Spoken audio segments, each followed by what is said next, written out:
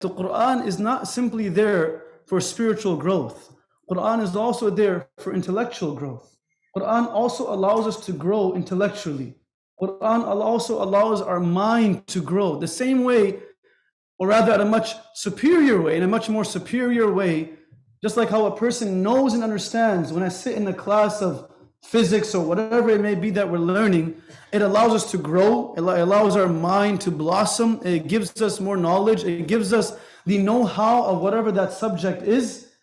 The reality is that the Qur'an does the same, not for a specific niche subject of life that we rarely ever come across, but rather the Qur'an does that for life itself. It gives us the ability to understand how to live life. It allows our mind to connect with the realities of life, and of course, it allows the heart to be given light. But that light is not without reason. That light is not just for the heart to grow. That light is not only for the heart to feel comfortable. That light is also for us to grow within our minds and to know how to go about life. The Prophet ﷺ never sat in a classroom. He never sat in a college campus. He never sat with a professor. He never sat with the monks and priests of the previous generations and the previous religions.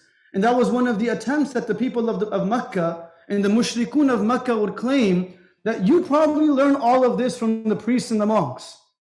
And whenever they would say that, Allah would defy that by explaining how their opinion was wrong.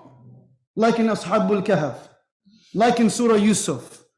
And then they would understand that this is not from those people. So where was the Prophet ﷺ able to learn not how to pray, not how to give charity, not how to fast, but how to live life, how to deal with people? Even the non-believers would be envious of his kindness. They would never be able to deny his truthfulness, his honesty, as-sadiqul ameen.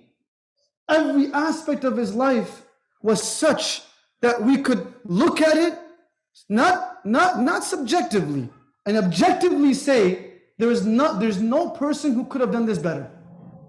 Where did he learn it from? This is not a worship that we're referring to. We're referring to living life, knowing how to do the things in life that we do, that at times we say, why am I not looking at the Qur'an? Because the Qur'an will tell me how to be a Muslim. The Qur'an will explain to me what I need to do in the masjid. The Qur'an will give me the know-how of worship. That's not true. We don't limit the Qur'an to those things, though it obviously does that as well. The Qur'an came to allow us to understand how to live life in the best way, to give us the details of how our mind should think, to teach us the mentality and the mindset of life. The most bought books and purchased books are books that talk about mentality, how to have a mindset of a millionaire. I mean, that's great, but how? I mean, it'd be nice to know how just how do you become it, right? They don't talk about that because there's no way, it's from Allah. But the mindset, because everyone knows that everything starts from a mentality, it starts from a mindset. So when he would start sessions of tafsir, it's very important for us. He would preface it by saying that we're not learning this to simply know how to do the things that we wish we need to know how to do within our worship, but this is actually teaching us how to live life. This allows us to become better humans, not just better Muslims. And obviously being a good Muslim means we're good human beings. One does not defy the other. So therefore, as we begin this beautiful surah, we interact with it, understanding that it's also helping us grow, not just helping us become more spiritual. That is definitely a goal. The Orientalists and others will study the Qur'an to simply grow their mind. And the difference is that we study the Qur'an to grow our heart and grow our mind. We want our heart to be united with the light of Allah, and we also want to be able to grow in the way that we make decisions in life within the paradigm of the Qur'an. Right? Decisions come from here. The thoughts come from the heart. But the mind, Ghazali argues that what is the difference between a mind and a heart when it comes to decision making? He says that initially, the thought of that deed or the thought of that action comes in the heart. That is a ham. And the heart flutters with the idea. It thinks of it. It contemplates it. And if the heart accepts it, and that's why shaitan's goal is not to affect us intellectually. The shaitan's goal is الَّذِي يُوَسْوِسُ فِي صُدُورِ النَّاسِ. He wants to get into our heart.